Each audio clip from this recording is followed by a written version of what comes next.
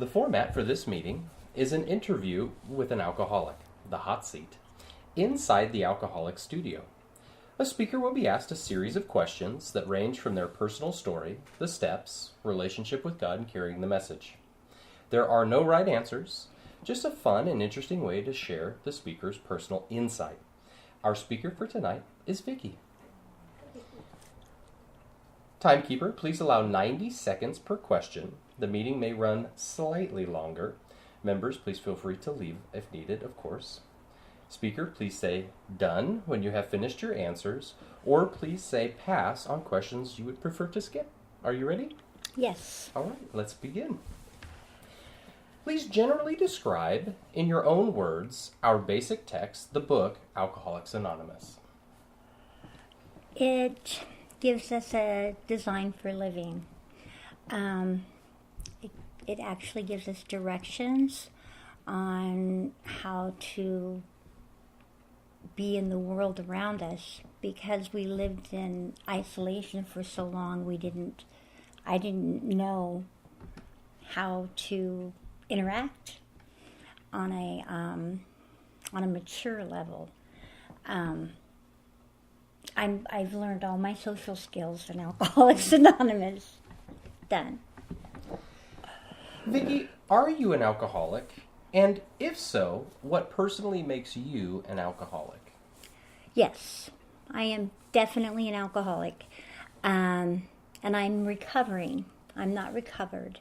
I know people think different things, but for me, I don't ever want to think I'm okay. I want to know that I'm still in recovery, so I still need to do the things that I need to do in order to stay sober. And what makes me an alcoholic is once I start drinking, I can't stop. There's no switch. And all bets are off. And when I'm not drinking, that's all I'm thinking about. I'm thinking about who I'm going to drink with, where am I going to get the money, what am I going to drink, how long am I going to drink, how am I not going to get caught. I'm just obsessed over alcohol. So clearly I am an alcoholic, and I'm glad that I know that. Done. What does the concept of anonymity mean to you? That one's a hard one because for me, over time, it has come to mean humility. The humility that one needs to come into the program to begin with, but then not to think that they're either better or worse than anybody else. Anonymity preserves our fellowship from media, from the outside world. I believe that without it, we would have died a long time ago. So that's it. Please give us a brief sketch of your drinking career up to the time you quit. Oh, my. Well, I started drinking when I was 13. I was an everyday drinker at 15. I did some really, really horrible things. I lost both my children. Unemployable. Didn't have a driver's license for like 7 years. When I finally decided I needed help, it was only because I couldn't stay out of jail. I kept going to jail. And I just thought, well, what happened is I prayed in jail. I said, God, if you get me out of here, I'll quit drinking. And I didn't really think for a minute that I would. And I even told God, I'm not really gonna. But he had other plans. And so I went to a rehabilitation place and been sober ever since. Done. Alcoholism is described in the book as a fatal illness. What does that mean to you?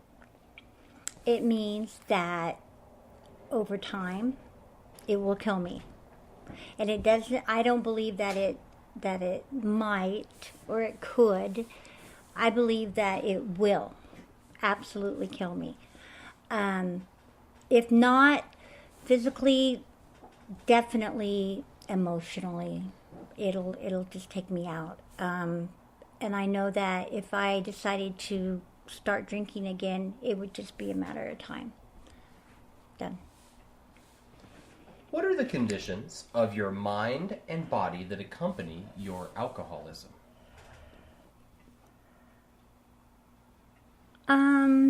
I would have to say depression, anxiety, feeling of inadequacy, not being good enough, mind and body. Growing up poor and feeling like I don't fit in,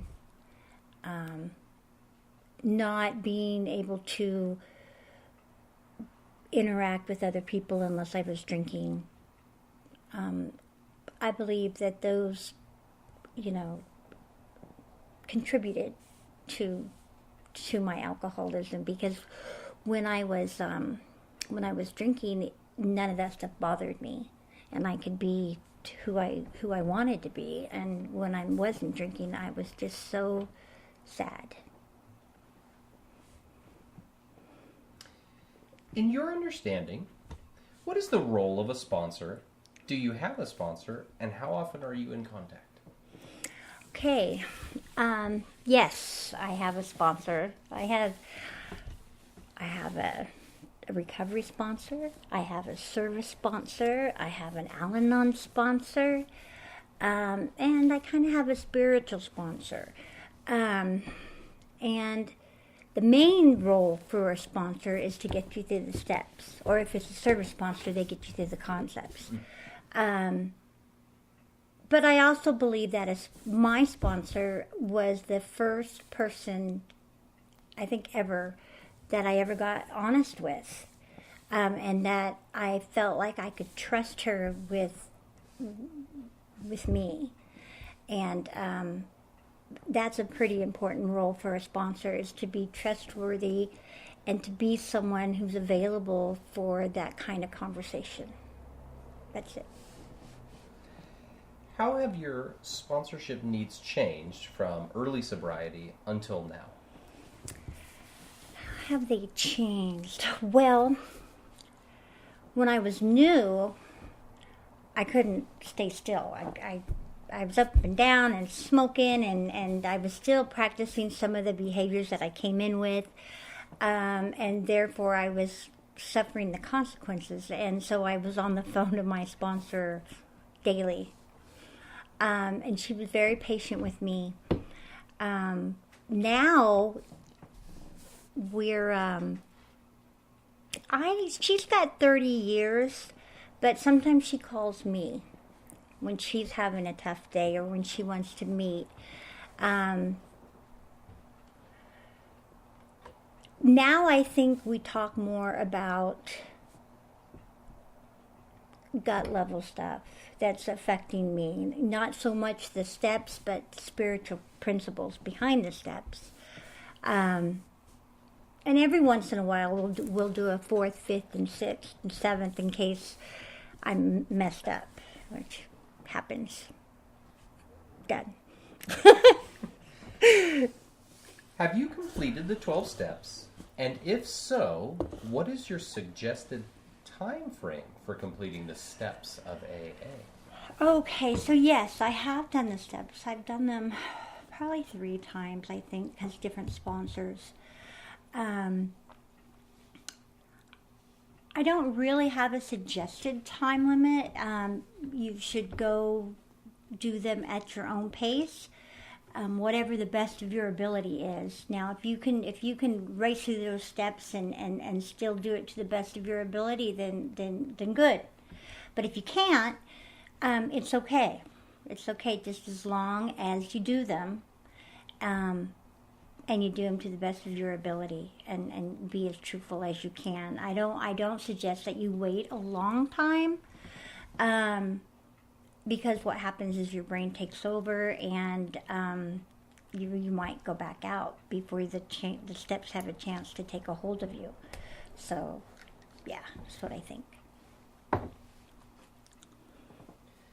In your own words, please describe steps 1, 2, and 3. Step 1, I admitted that I had a problem. That, and it took everything for me to believe that my life was unmanageable. I mean, I couldn't stay out of jail. CPS had my kids. And for some reason, I always thought that, I'd come out of it. But, I didn't. It just kept sinking. So for me, step 1 was just admitting that alcohol had me. And step 2, beginning to believe that there's a power greater than myself. When I was new, the power greater than myself was the ocean or fire or wind, anything that was more powerful than me. But as I've been in recovery, now I have a power greater than me that I can absolutely count on no matter what. And step 3, we just make a decision to turn our will and our lives over to the care of God. And I do that every morning because when I remember, except for the days I don't, because what happens is if I don't, I feel it. I feel it in the, by the afternoon, I'm like, what is going on? And then I realize that I didn't, sometimes it's just as easy as help me or show me what I'm supposed to do. And a lot of times I tell him, use me. And he is so creative when it comes to things for me to do. Okay, I'm done. What does your unmanageability and self-will look like? Oh my gosh. What does it look like? It looks like my life is going out of control. When I can't get my mind still long enough to hear what my higher power is trying to tell me. Self-will is ugly. Self-will is running into a brick wall as fast as you can, for me. And sometimes, I don't always recognize it while I'm doing it until I hit the wall. And then I realize that I've been running on self-will. My life has become unmanageable and I've taken over again. So I try not to do that. Done.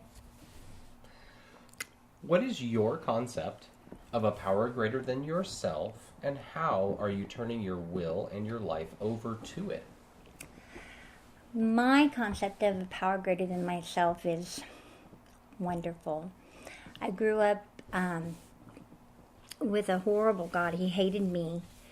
And I didn't think that I'd be able to do this program because of the God thing. And so my sponsor gave me a blank piece of paper and said I could create any higher power that I wanted. And so the first thing that happened is he loves me no matter what. Unconditionally. It don't matter what I do. It don't matter what I say, because I say some stupid things sometimes, and my God loves me anyway. And he never abandons me, no matter where I go or no matter what I'm doing. He's always with me. And he encourages me. I never really got that unconditional love growing up. But now that I have a higher power, I feel like I have it. In fact, I know that I have it. And he encourages me.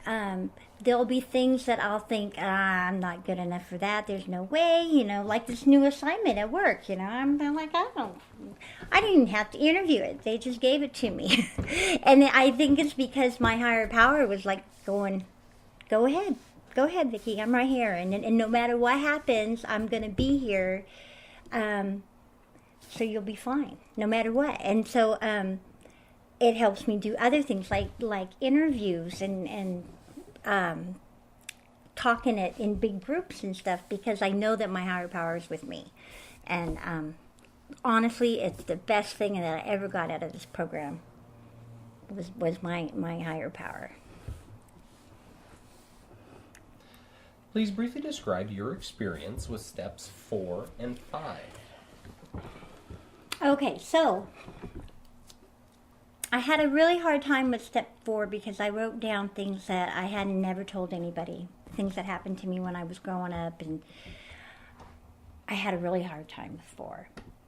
And then there was 5. And I thought 4 was hard. But I told my sponsor everything that I had written down, and she made me feel like I wasn't alone. She cried with me. We laughed together. I told her some of my ugliest things, and she's like, "Oh, who hasn't done that?" And I was like, "Wow," because I was feeling so different. And I can tell you, when I left her house, I had changed, fundamentally changed. I turned into a human being, and before then I just felt subhuman all the time. And after that, I felt like I belonged. Done. What does the exact nature of our wrongs mean to you? That is a good question. The exact nature of our wrongs. I think those are the things that block us from our higher power. Things that turn us into going into self-will. Dishonesty, fear, selfishness, pride. And there's a whole bunch of character defects that come out of those. But generally with me, it's usually selfishness or pride that is in my way and blocking me from my higher power. Done. Please briefly describe, in your own words, steps 6 and 7. So step 6, I thought, wow, this is going to be easy. All I got to do is be entirely ready. I'm entirely ready, God. No. There were a couple of character defects that I didn't want to give up. One of them was manipulation, because I had been homeless for a long time, and I didn't have any income, and I manipulated people into meeting my needs. And when I got sober, I was still in a homeless shelter, and I was afraid that my needs wouldn't get met, and I didn't want to give that up. So I had this little talk with this higher power, and I said, "You can take everything but that one." And well, he had other plans. That was the one that he really made glaring to me right away. I got to where I didn't even feel comfortable bumming cigarettes from people, because I knew that I wasn't going to be able to pay them back for that. And so it took me 6 months to become entirely ready, because I really had to work on it. And as far as 7 goes, 7 never goes away for me. I have to ask him on a regular basis to remove my shortcomings, because they'll be at bay for a while, and then I'll be, riding high with my higher power, and then here they come. And they'll come back in disguises. They'll look different than what they were the last time they came around, and so I have to ask him on a regular basis. And I know that he won't remove them. He will just make them so ugly to me that I won't want to do it. Just like cussing. When I came into the program, every other word was the F word, and I got to where every time I said it, like, oh, and to where I quit. And that's what happens for me. Done. Now, I know you touched on it a little bit, but what are some of your character defects, and are they being removed? What are my character defects? Well, I'm still incredibly selfish. I still have a lot of pride. even with this new position, I don't know anything, and so I'm feeling less than, and I know that's pride and ego. Character defects. And how do they show themselves, or how are they removed? Yeah, are they being removed? I think they are. I don't believe that they go totally and completely away, but I think that my higher power is working at them continually, even when I don't know it. I think he's constantly working to remove my shortcomings. I just need to be aware of it. Done. Please briefly describe steps 8 and 9. Well, the list was easy. I had all that on my 4th step, so the list was pretty easy. I just had to come up with a few people that I just really did wrong. 9 was more difficult. For my children and for my mother, nothing that I was going to say was going to be sufficient. I'm sorry and I'll try to do better had worn them out. And it just didn't do any good for me to say that. So I'm making a living amends to them even now. Like 17 years later, I'm still making a living amends to my daughter and my son and my mom. By showing them every day that I not only do I want to live better, but I am living better. And I think that's the only way to convince family or loved ones, because we've just disappointed them so many times. Financial amends are harder. I owed child support like $20,000 because my kids were taken into custody or detained. And so I had to pay all that back, and it took me 10 years, but I paid it back, all of it. And then there's those people that you totally and completely forget about. You probably don't even really know their names, but when you see them, you're like, oh, I probably owe them an amends. And I believe that those are the ones that God puts in my path when he feels I'm ready to make that amends. And he's still doing that. Because, we get drunk, we don't remember, and God reminds us. Why is it important for you to straighten out your past?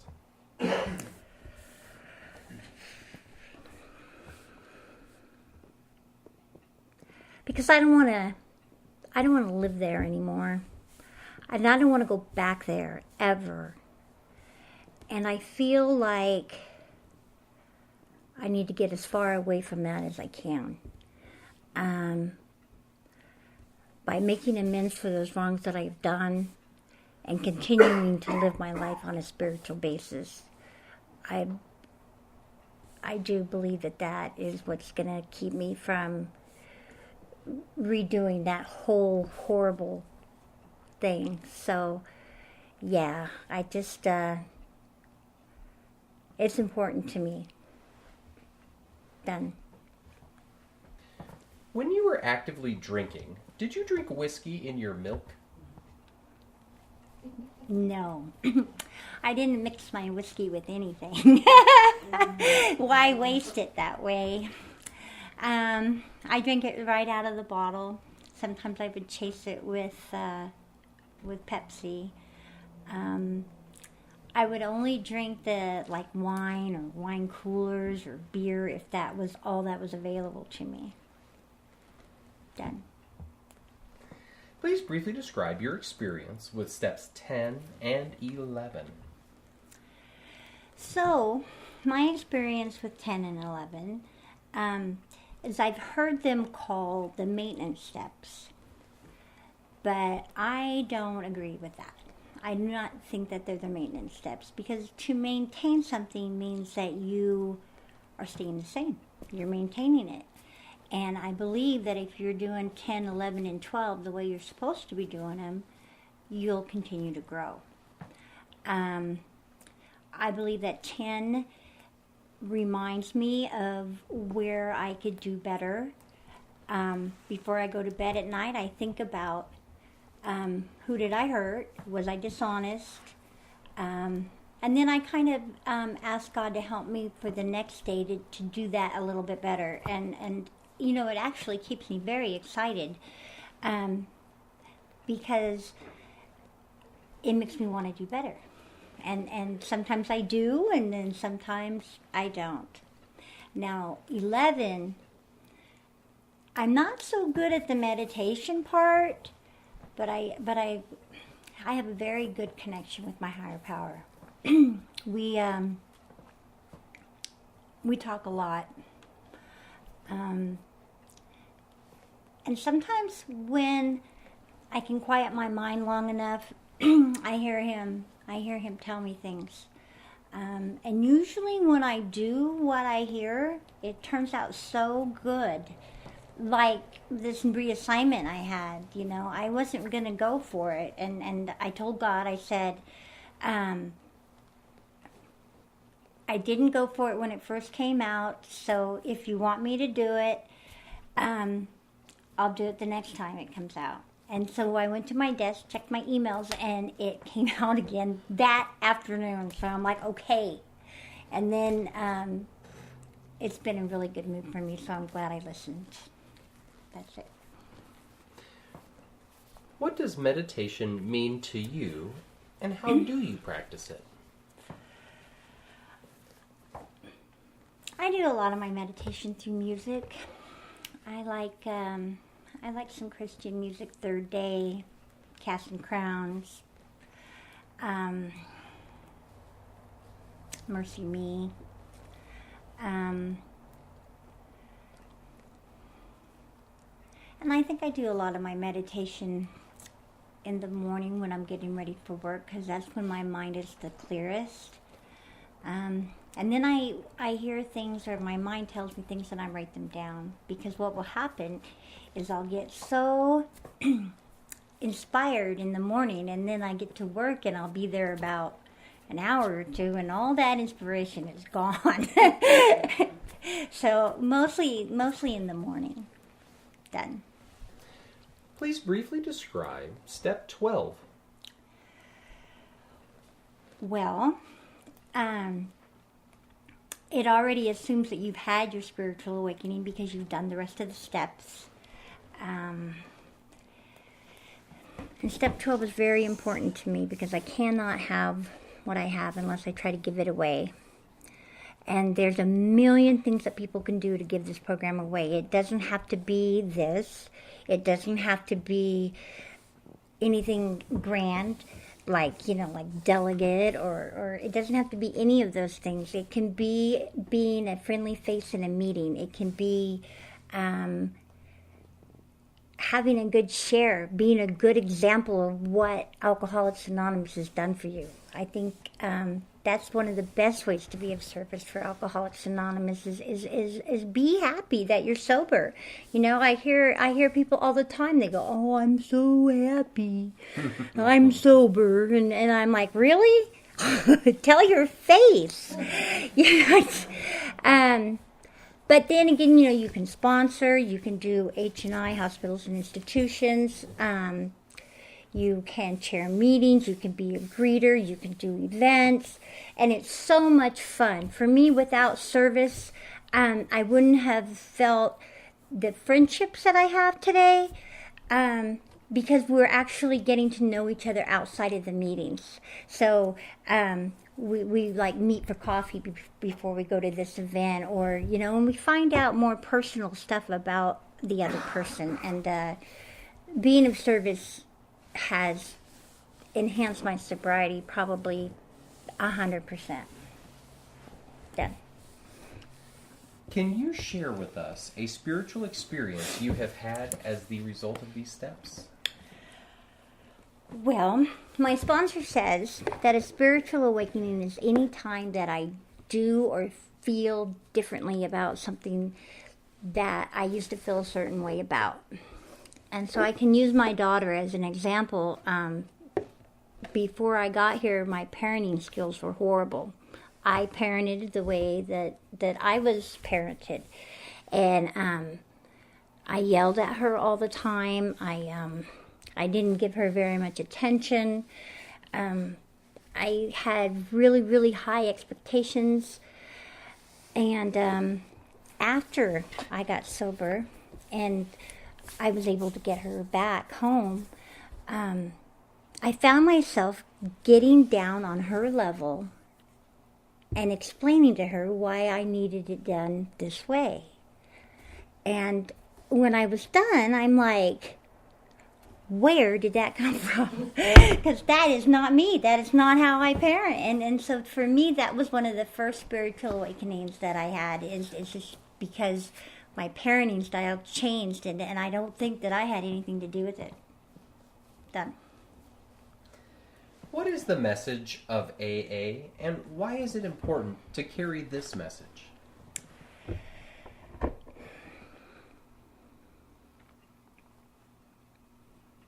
The message of AA is we can help you get sober.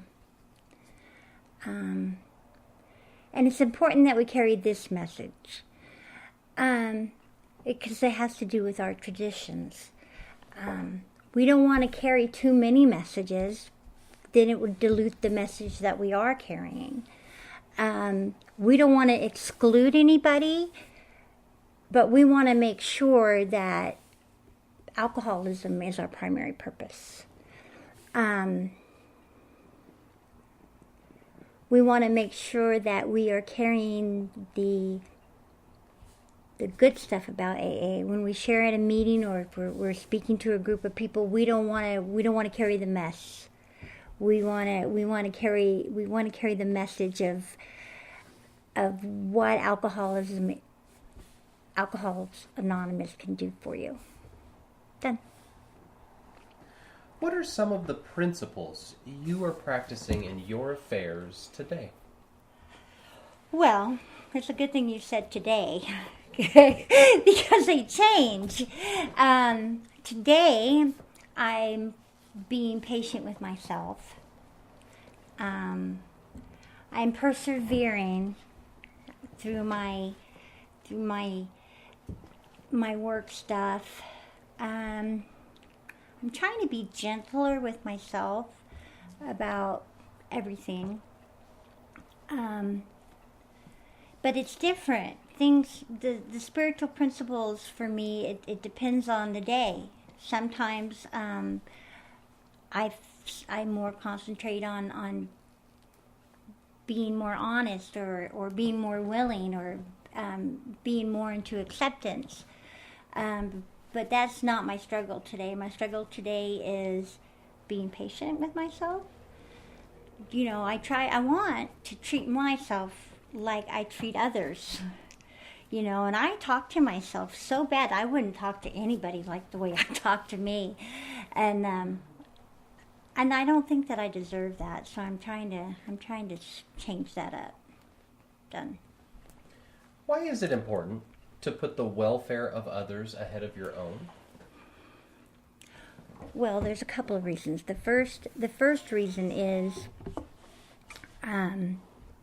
it helps you get out of yourself. If I'm having a struggle that I can't seem to let go of, if I immerse myself into helping another person, I've forgotten about my struggle long enough to help this other person. And the other thing is there's something to be said for looking out for the welfare of other people. I believe what comes around goes around, and you know, if you help other people, then other people might be more willing to help you when you need it. And it's good to see the light in their eyes come on. There's probably nothing better as far as carrying the message than seeing that. Done. How do you determine or gauge the quality of your sobriety in AA? I'm not sure that I do.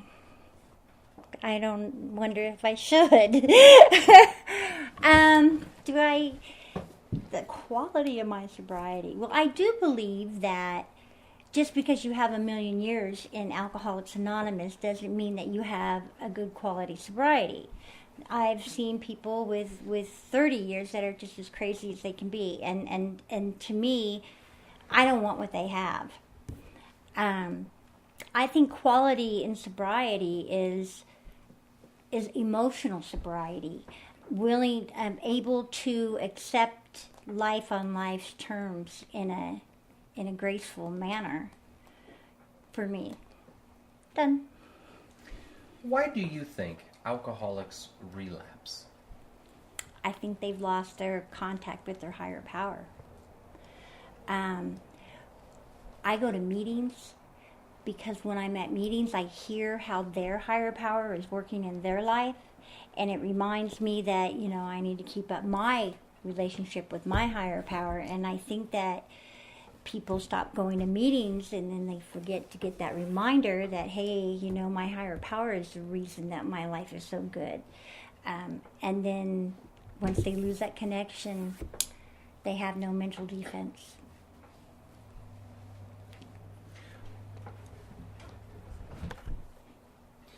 Are you willing and able to sponsor other members currently? Yes. I want to be the sponsor that my sponsor is. I believe that if you don't have the time, then don't make yourself available. Done. Presently, what is the most important activity in your recovery program? Well, of course I'm going to say service.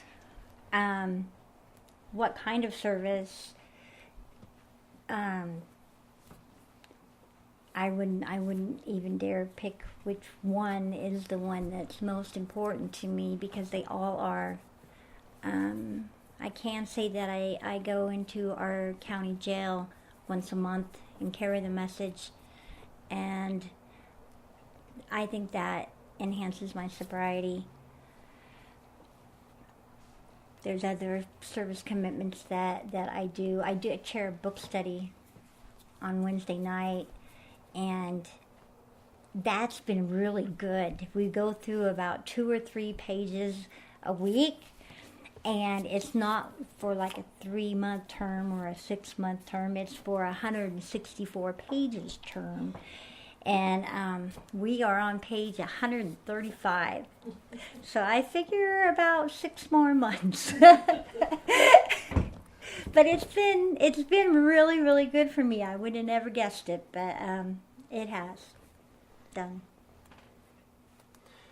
Would you please generally describe the purpose of the 12 traditions of AA?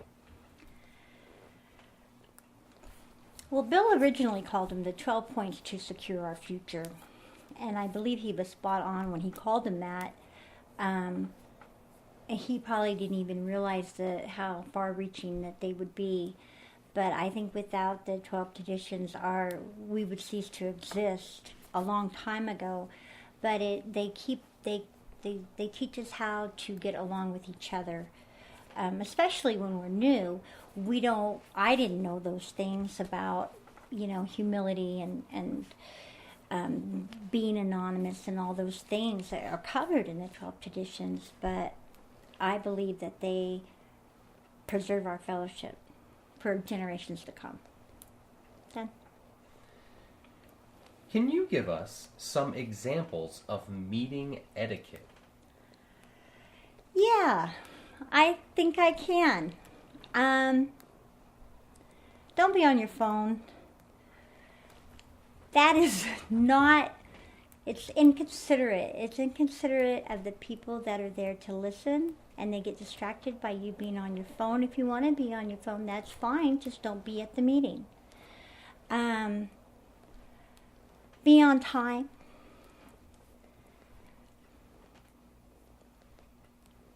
Share briefly. Don't take up, just because you have a million years, don't talk for 20 minutes because you think your sobriety is more important than everybody else's in the room. to me it all boils down to consideration. Be thoughtful of the other people that are there. Put your hand out to the newcomer. If you don't recognize that person, come up to that person and tell them who you are and welcome them, because you never know. They could be somebody from out of town desperately needing a meeting, or they could be somebody brand new that wants to run out the door. So I believe that that's something that we should do also. And then the last thing I'm going to say is, if you have it, put some money in the basket. There are people at that meeting, like I was when I first got there, that can't afford to put money in the basket. So if you're able, put some money in the basket for them. That money keeps our services going, and without our services, Alcoholics Anonymous would cease to exist. Done. What role models do you have in sobriety? The people that I admire the most are the people with a high degree of humility. They do things for people and for society, and they don't tell anybody, and they don't brag about it.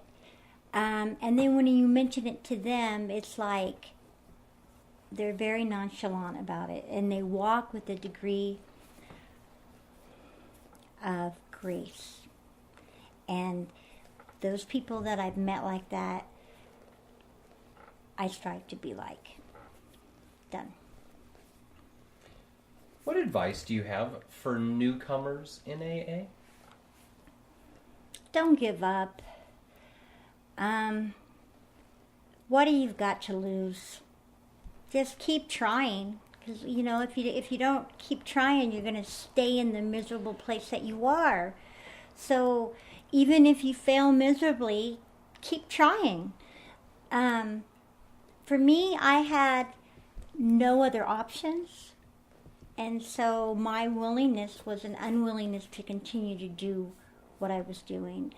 My suggestion is to keep trying no matter what.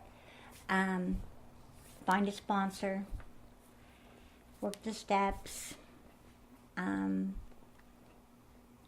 And make yourself available to other people in the room, and be of service. When you're new, you can set up the meeting, you can make the coffee, you can be the greeter, and that's a wonderful way to feel like you belong. Done. What advice do you have for old-timers in AA? How much time you got? The advice for old-timers is don't take up 20 minutes of the meeting, because what you have to say is more important. Don't, if somebody asks you for your opinion, tell them about your experience and not what you think. Don't be so rigid against the things that we've always done. We've always done it that way, therefore we have to do it that way. Make room for new people. Don't hog up all the service positions. You've probably chaired 1 million meetings in your day. Leave those positions open for the newcomer who needs that service commitment to stay sober. I think the last thing I would say is be around. Be around. Don't get your 20 or 25 years of sobriety and then hold up in your house where nobody can glean your experience. Continue to go to meetings and continue to be available for people that need you. Then. Lastly, can you please describe what this experience was like? Kind of like a job interview, but better. It really made me think about my sobriety and the impact that it has on me and on other people. Things that I could probably work on. I heard a speaker say that if there's like 5 things financial, emotional, 5 things. And if depending on how well they're going, do I need to invite God in? And so that's what I've been thinking about lately is okay, is my life in balance? And if it's not, maybe I need to invite God in. Done. Is there anything you'd like to say to the recovery community of the world? You could do it. If I can do it, anybody can do it. It just takes tenacity and perseverance. And you think about how much tenacity and perseverance we have when we're drinking. We just need to turn that into staying sober. And it works. Done. All right.